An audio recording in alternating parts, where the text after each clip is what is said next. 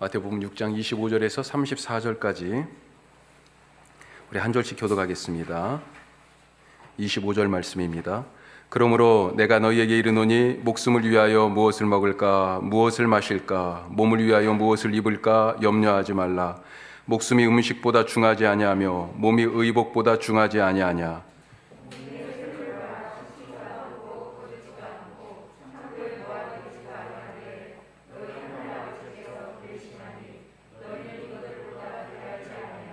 너희 중에 누가 염려함으로 그 키를 한 자라도 더할 수 있겠느냐.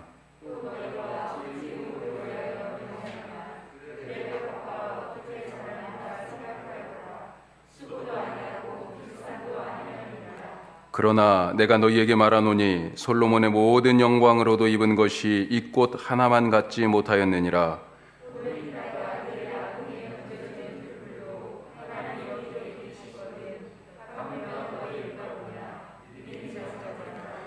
그러므로 염려하여 이르기를 무엇을 먹을까 무엇을 마실까 무엇을 입을까 하지 말라.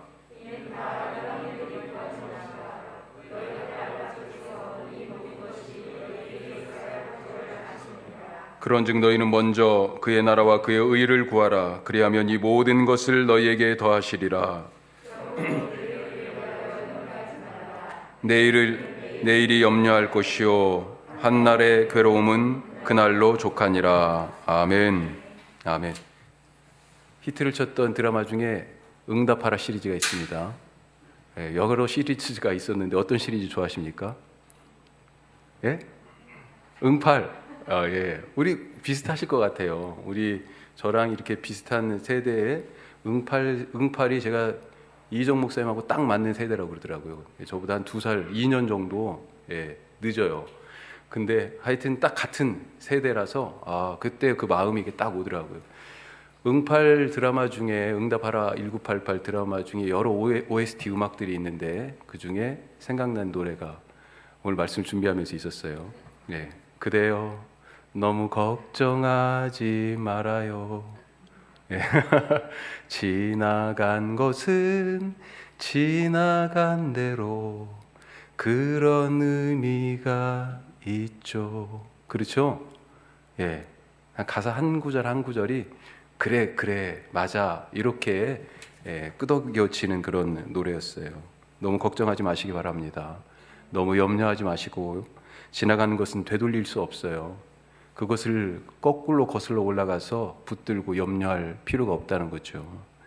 우리 시대 사람들이 무엇을 가장 염려하고 살아가고 있는가? 요 근래에 흥미로운 조사 하나가 나왔습니다. 미국의 대표적인 여론조사 기관 중에 하나인 퓨 리서치 센터에서 나온 자료인데 뭐가 나왔냐면요.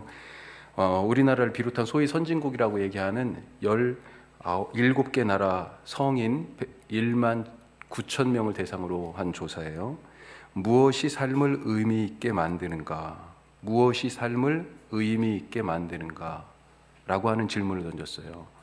거기에 대해서 복수를 선택해서 답을 할 수 있었는데 하여튼 가장 많이 나온 답이 뭐였을까요? 어떤 가치, 무엇이 나의 삶의 가장 큰 의미다 이렇게 고백했을까요? 사람들이 선택했을까요? 1위는 가족입니다. 가족 38%. 2위는 직업. 세 번째는요? 뭘까요? 물질적 풍요. 사람들이 다 우리도 비슷하게 선택할 만한 그런 선택들을 하지 않았어요? 그런데 깜짝 놀랄 만한 내용이 하나 있어요. 이건 이제 전체 그 17개국 1만 9천 명 전체를 조사한 거고요. 나라별로 또 냈을 거 아닙니까? 우리나라가 다른 나라하고 다른 지표가 나왔어요. 1등이 뭔지 아십니까? 우리나라는? 1등이 물질적 풍요예요. 그리고 2등이 건강. 세 번째가 가족. 1, 2, 3등이 이 전체하고 뒤바뀌었습니다. 물론 우리나라 사람들은 62% 정도가 복수응답을 안 하고 하나만 응답했대요. 그리고 또 한 가지는 1위, 2위, 3위가 그 편차가 그렇게 크진 않아요. 1위는 19%, 2위는 17%, 3위는 가족 16%. 그렇게 큰 차이는 아니지만 하여튼 결과 자체가 우리나라 사람들이 가장 인생에 의미를 두는 것, 무엇이 나의 인생을 의미 있게 만드냐? 물질에다 동그라미를 쳤다는 이 사실. 사실 우리나라 사람들 대부분의 첫 번째 소원, 인생의 목표가 뭡니까? 내 집 마련 아니에요? 예, 걱정 없이 우선은 물질적으로 삶의 기반이 갖추어지는 것. 어떻게 보면 지금 현재 우리의 그런 염려, 걱정들을 그대로 솔직하게 사실 반영하고 있는 것 아닌가 그런 생각이 들었습니다. 자, 여기에 대해서 오늘 말씀이 주는 귀한 교훈들이 있죠. 뭐라고 말씀하십니까? 31절 한번 보죠. 자, 31절. 25절도 사실은 같은 말씀인데 31절로 읽으면요. 그러므로 염려하여 이르기를 무엇을 먹을까? 무엇을 마실까? 무엇을 입을까? 하지 말라. 먹고 마시고 입는 것. 이걸 무엇으로 할 수 있습니까? 재물이 있어야 하는 거죠. 물질적 풍요가 있어야 원하는 대로 먹고 하고 싶은 마시고 싶은 걸 마시고 입고 싶은 걸 입는 것 아니에요. 예. 자, 이것이 안 돼서 지금 염려하고 있는 사람들에게 주님이 말씀하고 있습니다. 왜 염려하는가? 우리가 염려에 대한 이유 크게 세 가지로 한번 찾아보죠. 이 이유는 제가 다른 책을 조금 참고했습니다. 예. 자, 이 염려의 이유 첫 번째, 뭐 때문에 그럴까요? 30절 말씀 보죠. 여기에 답이 있습니다. 염려가 하는 이유 첫 번째 30절 같이 읽어요. 오늘 있다가 내일 아궁이에 던져지는 들풀도 하나님이 이렇게 입히시거든 하물며 너희일까 보냐 믿음이 작은 자들아. 예, 30절 뭐 때문에요? 왜 한다고 그랬습니까? 믿음이 작아서. 이 믿음이 작은 자들아 분명히 말씀하고 있습니다. 자, 이 믿음과 염려에 대한 얘기를 먼저 한번 나눠보죠. 자, 염려와 믿음은 무엇에 대하여서 공통적으로 공통분모를 갖고 있는 게 있어요. 무엇에 대한 태도예요? 무엇에 대하여 염려하고 무엇에 대하여 믿는 것입니까? 예, 이 무엇이 좀 사실 애매하죠. 미래에 대한 것입니다. 미래라고 하는 공통분모를 갖고 있어요. 현재 지금 눈에서 벌어지고 있는 이 일에 대해서 염려하고 거기에 대해서 믿어 못 믿어 이런 경우는 별로 없어요. 지나간 일은 더더군다나 그렇고요. 사람은 미래를 현재에다 가져다 사는 그런 능력이 있는데 두 가지 방식으로 미래를 현재로 가져온다는 거죠. 염려는 뭐예요? 미래를 현재로 가져오는데 부정적인 방식, 부정적인 태도로 미래를 바라보는 것입니다. 그걸 현재로 가져와요. 또 믿음은요, 미래에 대한 긍정적인 태도예요. 자, 염려와 믿음은 지난날에 대한 것, 과거에 대한 것이 결코 아닙니다. 앞으로 있을 것에 대한 태도예요. 지나간 일을 염려합니까? 시험 보기 전에는 염려하죠. 예, 그렇지만 시험 보고 나서 염려합니까? 아니, 뭘 염려를 해요? 이미 점수는 나온 거예요. 그렇죠? 떨어질까봐, 지금 서가지고, 벼랑 끝에 서가지고 떨어질까봐 염려하는 거죠. 앞으로 일어날 일에 대해 염려하는 거죠. 떨어지고 나서 염려해요? 아니죠. 아닙니다. 다칠까봐 염려하고요. 아플까봐 염려하는 거고요. 실수할까봐 곧 조만간 있을 이 미래에 있을 어떤 것에 대하여 염려하는 것입니다. 자, 똑같이 믿음도요. 미래에 대한 것을 현재로 가져오는 것입니다. 히브리서 우리 믿음장이라고 얘기하죠. 몇 장이요? 히브리서? 주요. 믿음장. 히브리서 몇 장이요? 11장. 예. 11이에요. 젓가락. 기억하세요. 자, 믿음장은 히브리서 11장 1절에 이렇게 나와 있습니다. 자, 믿음은 무엇이다라고 정의하고 믿음으로 누가 살았고 믿음으로 누가 살았고 성경의 구약 성경의 믿음으로 산 사람들을 쭉 열거해서 얘기하죠. 자, 이 믿음에 대한 첫 번째 정의를 이렇게 하고 있습니다. 같이 읽어요. 믿음은 바라는 것들의 실상이요 보이지 않는 것들의 증거니. 바라는 건 뭐예요? 미래에 대한 거잖아요. 지금 내 손에 없어요. 실상 이게 뭐예요? 실물이라는 것입니다. 지금 내 손에 없는 거지만 지금 내 손에 붙잡아 여기 앞에 있는 것처럼 바라보는 것이에요. 그게 믿음입니다. 그런데 염려와 믿음의 차이, 똑같이 미래에 대한 것이지만 염려와 미래의 차이는 뭐예요? 믿음의 차이는 믿음은 미래를 하나님의 관점에서 미래를 보는 것이고요. 염려는요, 나의 눈으로 쳐다보는 것입니다. 나의 관점으로. 내 관점으로 보니까 어때요? 내 손에 들고 있는 것으로 이 미래를 감당할 수 있냐? 아플 수도 있는데, 사고 날 수도 있는데, 내가 지금 공부한 게 있는데 이걸로 지금 미래 그 점수를 기대할 수 있어요? 없다는 거죠. 예. 이런 내가 가진 것으로 내 문제를 해결할 수밖에 없게 되니까, 미래를 그렇게 쳐다보니까, 내 눈으로 그렇게 쳐다보니까 미래가 염려고 걱정이고 근심이라는 것입니다. 하지만 뭘로 쳐다봐요? 하나님의 눈으로 쳐다보면 미래가 어때요? 모든 것이 합력하여 선을 이루는 관점이 보인다는 거죠. 그래서 미래에 희망이 있는 것입니다. 그 희망 때문에 미래에 대하여 염려하지 않아요. 하나님이 하실 것이기 때문에, 가장 좋은 길로 인도하실 것이기 때문에. 자, 또 한 가지, 가로 2번, 염려는 어디에서 시작됩니까? 그렇죠. 믿음의 부재예요. 미래를 지금 두 가지 방식으로 본다고 그랬잖아요. 미래를 우리가 딱 전망할 때 100으로 미래를 내기한다면 반절은 염려고 반절은 믿음이고 그럴 수 있는 거죠. 여기에서 점점 염려가 커지면 어때요? 믿음이 쪼그라드는 거죠. 그걸 다른 말로 얘기하면 믿음의 부재라고 얘기할 수 있겠습니다.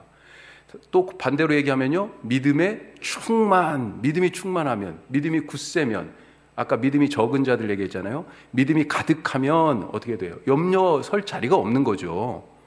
예. 미래에 대한 불안과 두려움 때문에 어떻게 되지 불안하잖아요. 하나님을 믿지 못하니까, 하나님과 함께 가지 못하니까 어때요? 두렵잖아요. 그 미래에 대한 불안과 두려움 때문에 염려하게 됩니다. 하지만 주님이 말씀하세요. 지금 미래에 대하여 염려하는 제자들이 있어요. 왜 그래요?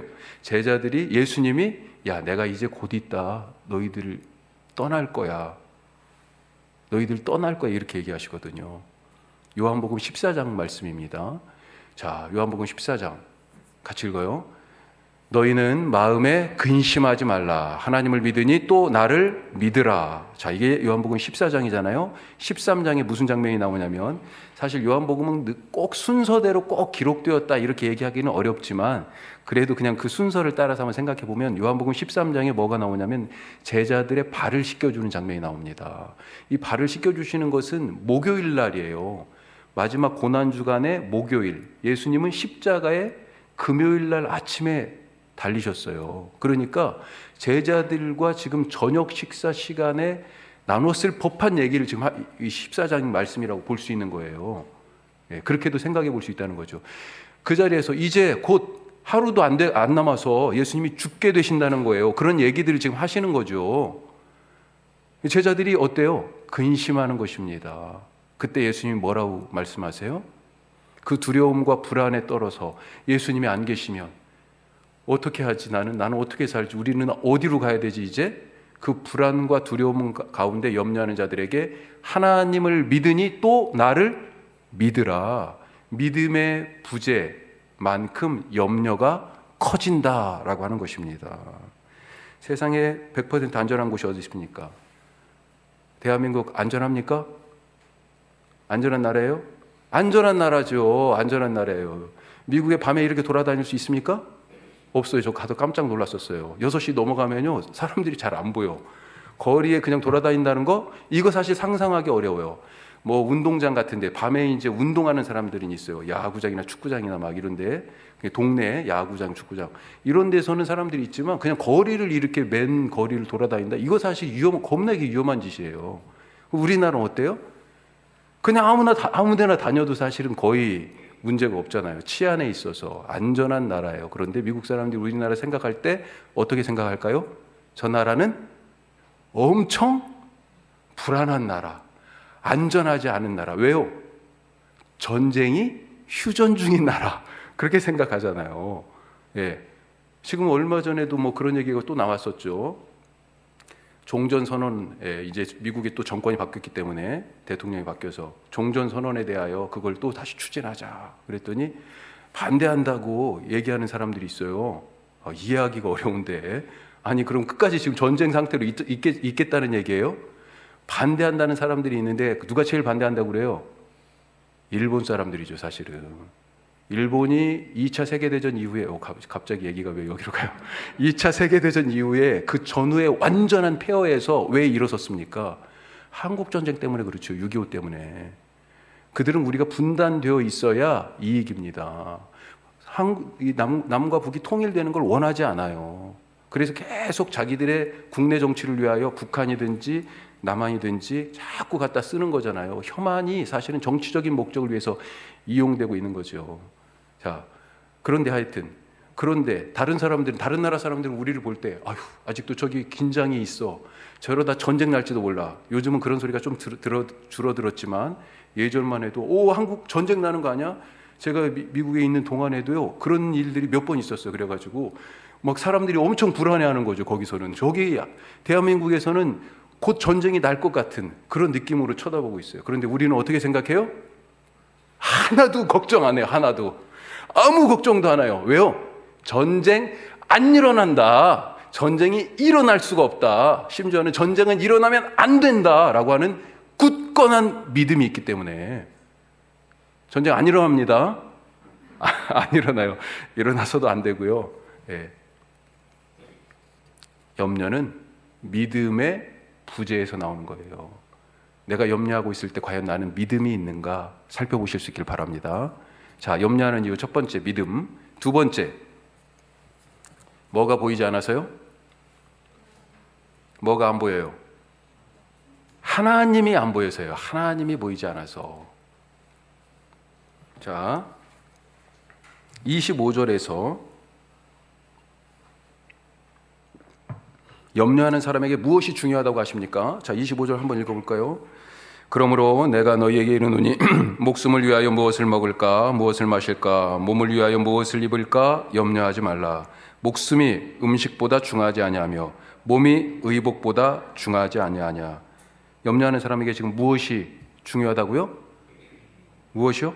목숨이 음식보다 더 중요하고 몸이 옷보다 더 중요하다. 목숨과 몸이 더 중요하다. 자, 이것은 무슨 말이에요? 이것은 목숨을 주시고 몸을 만드신 분이 누구신지 모르겠냐? 바로 이겁니다. 이 목숨과 몸을 강조하는 것은 이것을 만드신 분이 누구신지, 이것의 주인이신 분이 누구신지 모르겠느냐. 주인이 그분이신데 왜 네가 걱정해? 그렇게 지금 얘기하고 있는 거죠. 이거 내 목숨이라고 생각하죠. 내 몸이라고 생각하죠. 그런데 주인이 누구라고요? 그 누가 만들었어요? 하나님이 만드셨고 하나님이 주인이십니다. 바로 그 얘기예요. 하나님이 안 보이는 거죠. 지금 내 몸만 보이지, 아픈 내 몸만 보이죠. 하나님이 안 보이시는 것입니다. 자, 또 25절 공중에 26절이죠. 26절 공중의 새를 봐라 그렇게 얘기하죠. 또 28절에서 뭘 보라고 그럽니까? 들의 백합화를 봐라. 자, 왜 새를 보고 백합화를 보라고 하는 거예요? 공중의 새 이야기는 뭡니까? 25절 같이 읽어요. 공중의 새를 보라. 심지도 않고 거두지도 않고 창고에 모아들이지도 아니하되 너희 하늘 아버지께서 기르시나니 너희는 이것들보다 귀하지 아니하냐. 자, 이건 무슨 얘기예요? 새들, 공중의 이 새들이 심지도 거두지도 창고에 모아들이도 않았지만 그럼 뭘 먹고 살아요? 그럼에도 불구하고 먹고 산다는 거죠. 새들이. 누가요? 누가 먹고 살게 해요? 이 새들을 먹이시는 하나님을 보라. 바로 그 얘기입니다. 공중의 새를 보라는 얘기는 공중의 새를 먹이시는 하나님을 보라 이 얘기예요. 들의 백합화도 마찬가지입니다. 길쌈도 안 하고 아무것도 안 해요. 옷감도 안 짜요. 실도 만들어내지 않고 옷감도 안 짜요. 그런데도 다 저렇게 아름답게 입고 있어요. 그 아름답게 입고 있는 정도가 어느 정도예요? 세상 사람들이 제일 영화롭다, 멋있다, 정말로 폼난다 하는 솔로몬의 영화로 입은 그 옷보다도 더 멋있는 것을 그럼에도 불구하고 아무것도 안 했는데도 입고 살고 있다는 거죠. 들의 백합화가. 자, 그래서 들의 백합화를 보라는 말은 무슨 말이에요? 그렇게 들의 백합화를 입히시는 하나님을 봐라. 하나님이 안 보이니, 저 새를 보면서 하나님이 안 보이고 저 백합화를 보면서 하나님이 안 보이니 네가 염려하고 걱정하고 있는 것이구나. 하나님이 안 보여서 눈이 안 떠져서 그래서 염려한 사람 얘기가, 그런 얘기 할 때마다 꼭 등장하는 사람이 있어요. 누굴까요? 자, 엘리사의 종 이야기, 게하시라고 얘기하죠. 자, 열왕기하 6장 말씀, 3절 말씀인데 이어서 쭉 읽어보죠. 자, 이게 엘리사가 지금 아람 왕이 공격해서 이 이스라엘을 쳐들어와야 되는데, 아니 가는 곳곳마다 이스라엘 군대가 지키고 있네요. 그래가지고 야, 이유가 뭐야 그랬더니 거기는 하나님의 사람 엘리사가 있어가지고 왕이 군대를 움직이기 전에 이미 어디 있는지 어디로 가야 될지 다 알고 있어요. 그러니까 야, 그러면 이스라엘을 무찌르기 위해서는 이 엘리사를 먼저 없애야 되겠구나. 그래가지고 밤에 멀리 와서 포위합니다. 도단이라는 엘리사가 있는 성읍을 포위해요. 그래서 아침에 딱 보니까 자, 그 장면이에요. 지금 종이 나가서 보고 지금 깜짝 놀란 장면입니다. 같이 읽어요. 하나님의 사람의 사환이 일찍 일어나 나가보니 군사와 말과 병거가 성읍을 에워쌌는지라. 그의 사환이 엘리사에게 말하되 내 주여, 우리가 어찌하리까 하니 대답하되 두려워하지 말라. 우리와 함께한 자가 그들과 함께한 자보다 많으니라 하고 기도하여 이르되 여호와여, 원하건대 그의 눈을 열어서 보게 하옵소서 하니 여호와께서 그 청년의 눈을 여심해 그가 보니 불병거가 산에 가득하여 엘리사를 둘렀더라. 아멘. 지금 안 보였잖아요. 이 엘리사의 종이 안 보였어요. 뭐만 보였습니까? 이 성을 둘러싸고 있는 이 아람의 군대와 이 군사들만 보인 거죠. 내 주여, 우리가 죽게 됐습니다. 지금 이렇게 얘기했잖아요. 그랬더니 엘리사가 허허허 웃으면서 걱정하지 마. 그러면서 하나님께 기도하잖아요. 하나님, 이 종 눈을 뜨게 해서 하나님 보게 하옵소서. 그랬더니 뭐예요? 이 성 자체를 아예 이 통째로 하늘에서 두르고 있는 불말과 불병과 하늘의 군대를 보았다는 것 아닙니까? 염려하겠어요? 염려하지 않겠어요? 똑같은 상황인데 엘리사는 염려했습니까? 게하시는 어땠어요? 누구는 염려하고 누구는 염려하지 않는 거예요. 왜요? 안 보이고 보이고의 차이죠. 하나님을 보실 수 있길 바랍니다. 하나님께서 어떤 분이신지 이 지나가는 모든 일들과 정말 하늘의 새와 이 치악산 우뚝 솟은 이 치악산과 큰 강은 아니지만 흐르는 이 원주천 보면서 하나님을 보실 수 있길 바랍니다. 염려하지 마세요. 자, 3번째, 염려하는 이유. 왜 염려합니까? 내가 먼저여서요. 내가. 오늘 말씀에서 믿음이 없는 제자가 먼저 구하는 것이 있어요. 나를 위한 거예요. 먹고 마시고 입고잖아요. 이거 다 누구를 위한 겁니까? 나를 위한 거예요. 내가 먼저여서 염려가 되는 것입니다. 자기를 추구하는 거예요. 자기를 추구. 하나님을 추구해야 되는데 자기를 추구하는 삶을 살아가고 있어요. 자, 나를 추구하는 삶을 살아가고 있는데 정말로 그러면 살아가면서 내가 해야 할 일은 무엇인가? 나의 일은 무엇인가? 자, 가로 1번이 나의 일은 무엇인가요? 나의 일은 무엇입니까? 자, 이 사람은 지금 무슨 일을 하려고 그래요? 먹고 마시고 입고를 위하여 지금 일하려고 하잖아요. 내 목숨, 내 몸의 건강을 위하여 내가 먹을 것, 마실 것, 내가 입을 것, 이것을 준비하고 공급하는 것이 내 일이다. 그것이 내가 할 일이다 라고 지금 생각하고 있는 거예요. 혹시 여러분들 직장에 가서 그것을 위하여 일하십니까? 그거는 세상 사람들이 하는 일이라고 오늘 예수님이 말씀하시는 거예요. 내가 지금 이 회사에 출근해서 그 일을 하는 이유가 먹고 마시고 입고를 위하여서 일을 하는 것이라면, 즉 먹고 살기 위하여 일하는 것이라고 한다면 이건 세상 사람들하고 똑같은 것이다 지금 말씀하고 있는 거예요. 그 먹고 마시고 입는 것을 내가 준비해야 된다. 준비하는 준비하는 일이 그게 바로 내 일이다라고 말하고 있는데 지금 예수님이 그것이 아니다라고 말씀하시는 거죠. 예수님은 이것은 모두 누가 준비하시는 거라고요? 아버지께서, 하늘 아버지께서 주시는 것이다. 새를 봐라, 지금 백합화를 봐라, 지금 그렇게 말씀하시잖아요. 내가 먹고 마시고 입고 하는 것은 내가 준비하고 공급할 것이 아니라는 것입니다. 자, 그런데 여기서 오해하지 말아야 할 것이 있어요. 그러면 나는 아무 일도 하지 않는다, 그 말입니까? 어떻게 먹고 입고 마시고 그래요? 아무 일도 하지 않는다는 말이 아니고요. 새도 일하죠. 공중에 새가 일하죠. 벌레 잡고요. 힘써서 계속 다 날아다닙니다. 백합화도요 바람에 흔들리고 햇빛과 비를 계속 맞아가면서 꽃씨를 날려요. 그 바람에 실어. 그런데 뭐예요? 문제는 하나님이 해주지 않으시면 새가 아무리 먹이를 찾아 날아도 찾지 못한다는 것 아닙니까? 하나님이 새에게 적당한 먹을 것을 주신다라고 하는 거예요. 그게 바로 하나님의 일인 것입니다. 하나님의 일이에요. 그러니까 하나님은 누구를 위해서요? 우리를 위해서 일하시고, 그러면 우리는요? 하나님을 위하여서 일하는 게 그게 먼저 순서라는 것입니다. 그런 차원에서 33절을 말씀하시는 거예요. 우리가 먼저 해야 할 일은, 우리가 먹고 사는 그 일은 누가 먼저 할 일이에요? 누구 책임입니까? 하나님 책임이에요. 그 이유는 좀 이따 말씀드릴게요. 자, 그런데 우리가 그러니까 먼저 해야 될 일은 뭐예요? 하나님을 위해서 살아가는 거예요. 그 이유. 자, 그래서 33절 말씀이 나온 거예요. 같이 읽어요. 33절. 그런즉 너희는 먼저 그의 나라와 그의 의를 구하라. 그리하면 이 모든 것을 너희에게 더하시리라. 아멘. 아멘. 자, 우리가 먼저 해야 할 나의 일은 뭐예요? 하나님의 나라와 의를 위하여 일하는 것입니다. 자, 또 한 가지 여기에서 추가적으로 급한 것부터 하지 말고, 자, 가로 2번, 급한 것부터 하지 말고 뭐부터 할까요? 예? 예, 정답을 말씀하시는 것 같아요. 중요한 것부터 해라. 급한 것부터 하지 말고 중요한 것부터 해라. 급한 것을 계속 처리하다가 보면 뭐예요?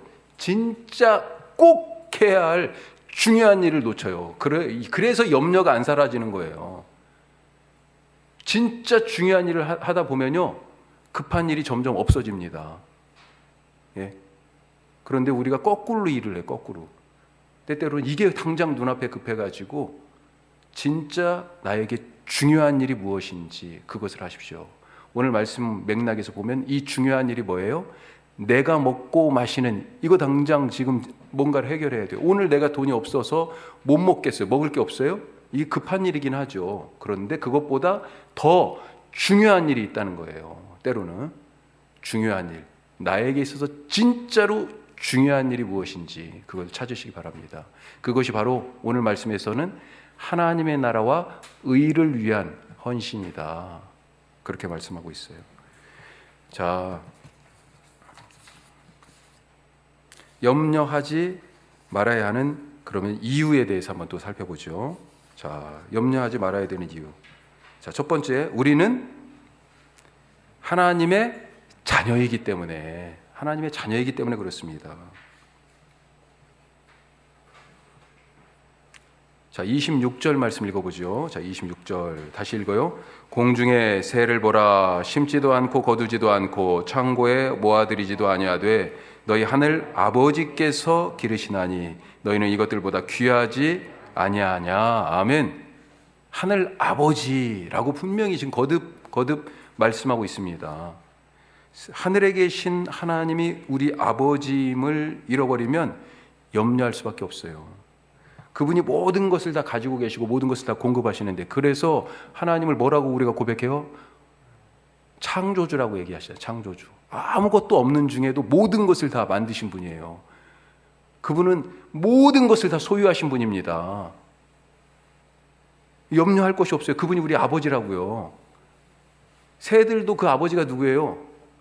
바로 하나님이에요. 그래서 다 먹이고 입히고 하시는 거예요. 예. 광야에서 자기 백성을 어떻게 먹이셨습니까? 이 노예들을, 이 종들을, 이 천대받던 사람들을, 400년이 넘게 종살이 하던 사람들을 구원하셔가지고 내 백성 이렇게, 아니 그 시대에 그래도 이름나고 똑똑하고 힘있다라고 하는 백성들이 있었을 거 아니에요, 민족들이. 그런데 그들 다 놔두고요, 이름 없이 핍박받고 종살이 하던 자들을 딱 끌어내가지고, 야, 니네가 지금 이집트가 세상에서 제일 힘세? 아무것도 아니야. 그들을 다 무찌르고 홍해에다 다 수장시키고 내 백성이야, 하나님 자신을 드러내셨잖아요. 그리고 내 자식들이라고 하시면서 뭐라고 그랬어요? 이 광야 생활을 지나갈 때 하나님이 먹이고 입히셨잖아요. 자, 신명기 말씀 같이 읽어요. 이 40년 동안에 내 의복이 헤어지지 아니하였고 내 발이 부르트지 아니하였느니라. 이것뿐입니까?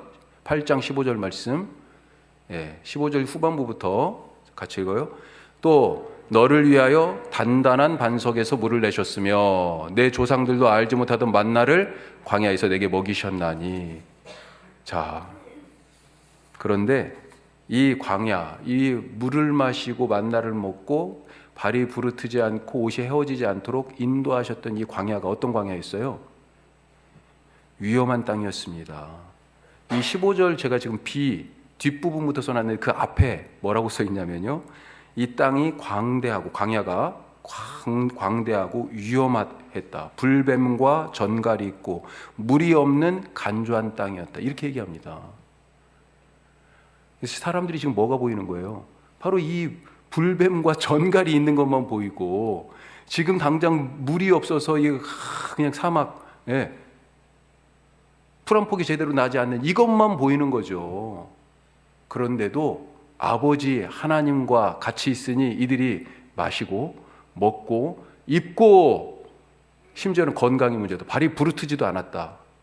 이게 아버지가 우리에게 주시는, 그래서 염려하지 않아야 할 이유가 된다라고 하는 것입니다. 염려하지 않아야 될 이유는 뭐예요? 우리가 하나님의 자녀이기 때문에. 자, 또 한 가지 염려하지 않아야 될 이유는요, 염려로는 아무것도 할 수 없기 때문에. 할 수 없기 때문에. 가로를 다른 걸 넣을까, 제가 문구를 엄청 많이 생각했는데 할 수 없기 때문에 아무것도 할 수 없어요. 염려로. 뭐라고 지금 오늘 말씀하십니까? 27절에 아주 유명한 말씀이죠. 자, 27절, 너희 중에 누가 염려함으로 그 키를 한 자라도 더할 수 있겠느냐. 가능합니까? 세상에 누가 가능합니까? 이 일이 어떻게 가능해요? 염려함으로 키를 한 자라도 더할 수 있어요? 자, 더 이상 설명은 안 하고요. 그 다음 3번, 염려는 누가 해요? 염려는 누가 해요? 오늘 말씀해 보니까 염려는 이방인이 하는 거라고 돼 있어요. 이방인. 이것은 염려는 이방인. 누가 이방인입니까? 누구를 이방인이라고 얘기해요? 혈통적으로 지금 아브라함의 후손이 아닌 사람들이 이방인이에요? 그렇게 보는 것은 진짜로 그럼 우리가 다 이방인이죠. 이방인은 뭐예요? 하나님을 믿지 않는 사람들이에요. 하나님이 우리 아버지인지 모르는 사람들이에요.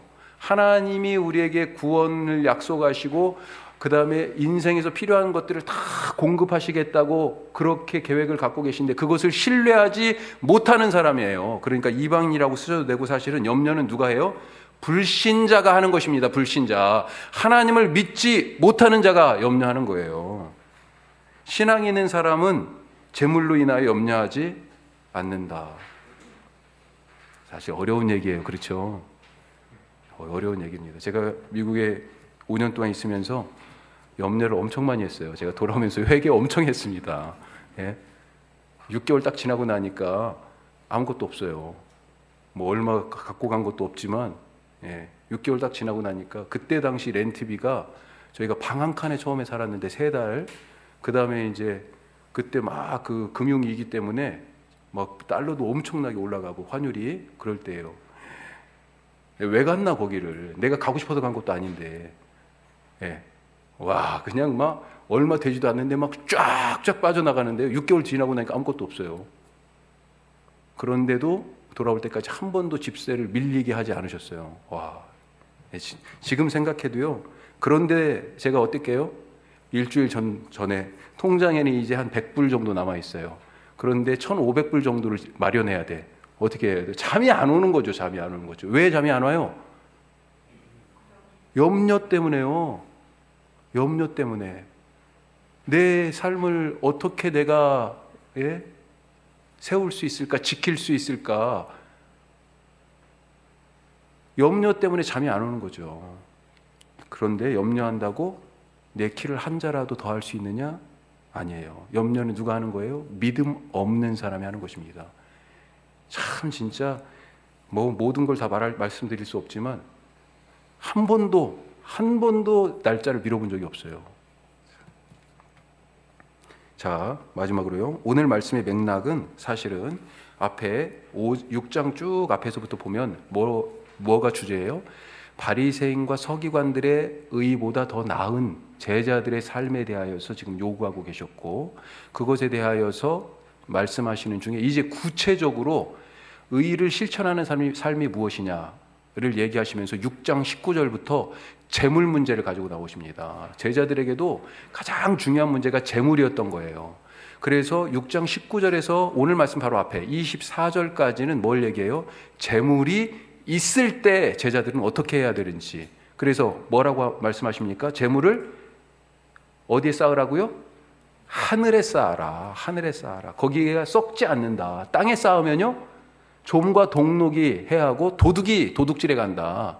네 것 하나도 없다 결국은. 그러니 하늘에 쌓아라. 하늘에 쌓는 게 뭡니까?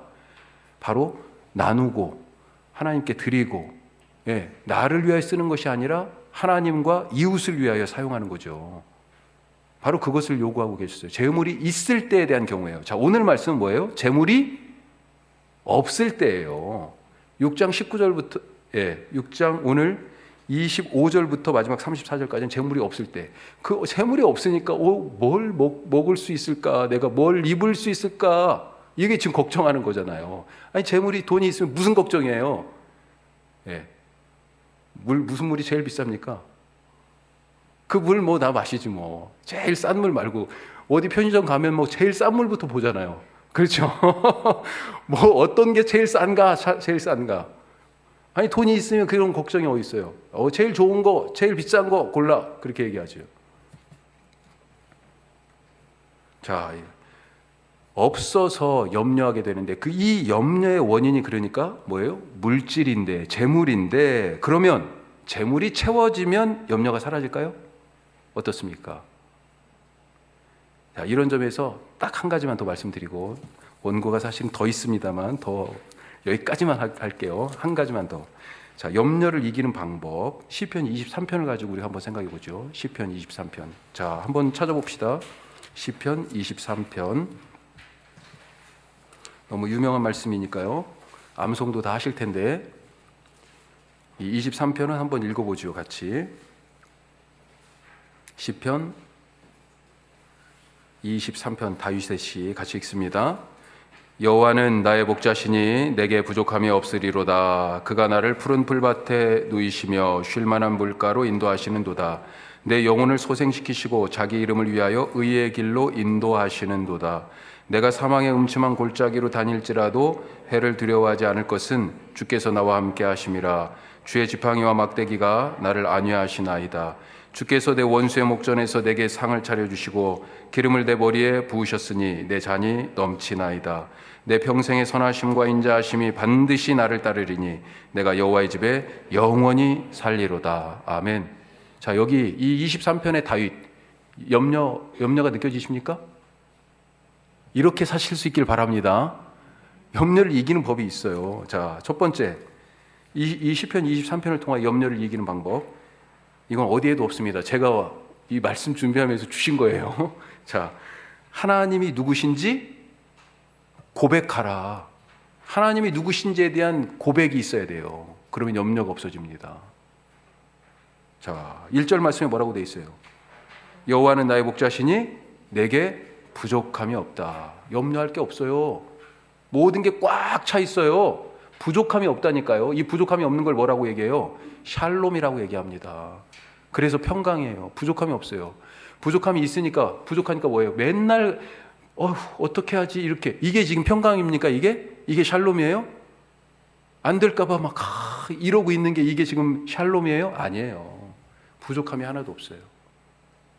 왜요? 그 이유가 여호와는 나의 목자시니.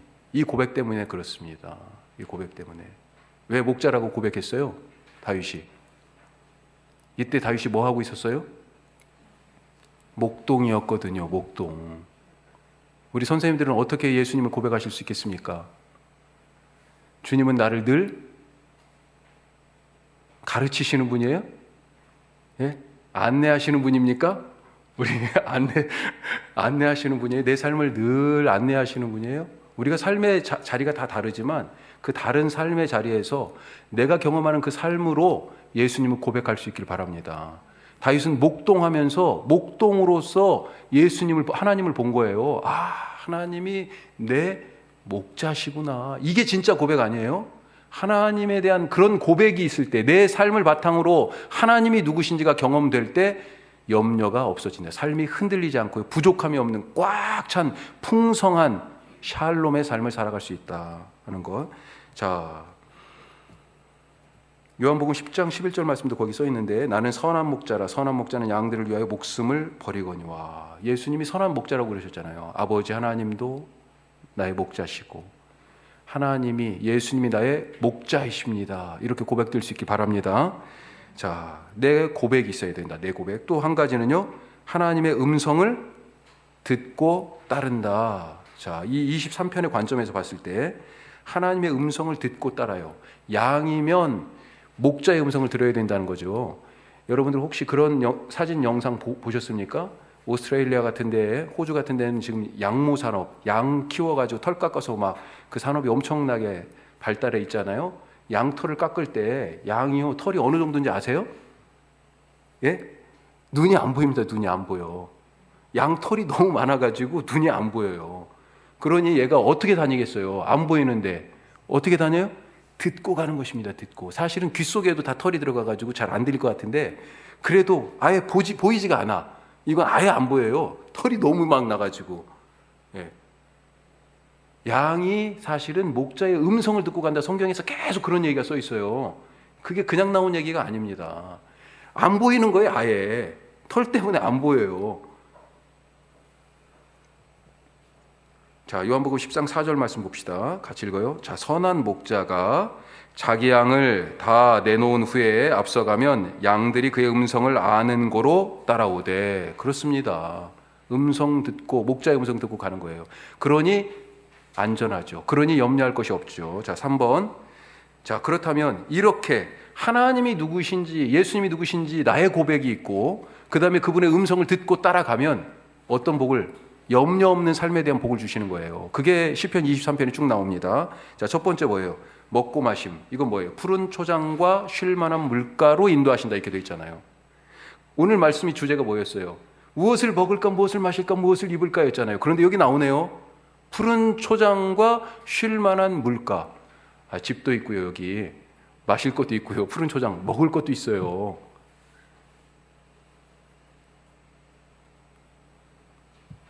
자, 또 어떤 복? 두 번째, 인도와 보호. 뭘로 인도하시고 보호하십니까? 주의 지팡이와 막대기. 자, 지팡이와 막대기 역할이 뭐예요? 우선 길 안내죠. 길 안내. 또 뭐예요? 이 지팡이와 막대기 용도가 다른 겁니다. 또 뭐예요? 맹수가 오면 그걸로 후려치는 거죠. 보호와 인도. 그런 복, 그러니 염려가 없죠. 어디로 가야 할지, 늑대가 와가지고 우리를 잡아먹을지 염려하지 않게 됩니다. 세 번째, 그래서 불안과 두려움이 사라져요. 때때로는 인도에서, 목자의 인도를 따라가는데 어디로 가요? 사망의 음침한 골짜기를 갈 때가 있어요. 아니, 목자의 인도를 따르지 않아서 길을 잃었어요. 우리 길 잃은 한 마리 양이 있잖아요. 사망의 음침한 골짜기로 왔어요. 여기저기서 늑대 울음소리가 나요. 자, 그런데 누가 와요? 주님이 오시는 거죠. 목자가 오는 거죠. 불안과 두려움이 사라집니다. 자, 네 번째, 위험한 상황에 맞닥뜨립니다. 그걸 뭐라고 표현했어요? 원수의 목전, 이렇게 표현했습니다. 원수의 목전. 원수의 눈앞에 지금 딱 있어요. 자, 거기서 주님이 싸움에 승리하게 하시는 거죠. 심지어는 어느 정도예요? 야, 걱정하지 말라고. 지금 밥이 넘어가겠어요? 그런데 그 앞에서 밥상을 차려주시고, 원수의 목전에서 지금 싸우기 전인데요, 밥상을 차려주셔요. 여러 가지 의미가 있겠어요. 이 먹고 힘내라는 의미도 있겠고요, 이미 이겼다는 의미도 있을 수 있겠어요. 자, 5번. 아까도 말씀드렸지만 내 잔이 넘친다 그랬습니다. 이게 뭐예요? 부족함이 없다. 부족함이 없는 샬롬 꽉 차 있어요. 충만해요. 샬롬이 그런 뜻입니다. 차서 넘치는 거예요. 내 잔이 넘치나이다. 이걸 샬롬이라고 이해하시면 좋겠어요. 부족함이 없으니까 모든 게 만족스러워요. 다 평화입니다. 건강이 부족함이 없어요. 그게 뭐예요? 염려할 게 없잖아요. 평화예요, 평화. 샬롬입니다. 마지막 6번째, 영원한 안식. 자, 6절 끝에 뭐라고 돼 있어요? 23편 6절 끝에 내가 여호와의 집에 영원히 살리로다. 영원한 안식. 하나님이 주시는 최고의 축복이 뭐예요? 안식이죠. 천국의 삶을 뭐라고 표현합니까? 안식이라고 표현해요. 안식. 자, 오늘 이 말씀으로 우리가 염려를 이기고 믿음으로 살아서 하나님이 주시는 샬롬이 우리 삶에 가득하시기를 주님의 이름으로 축복합니다. 아멘. 기도하겠습니다.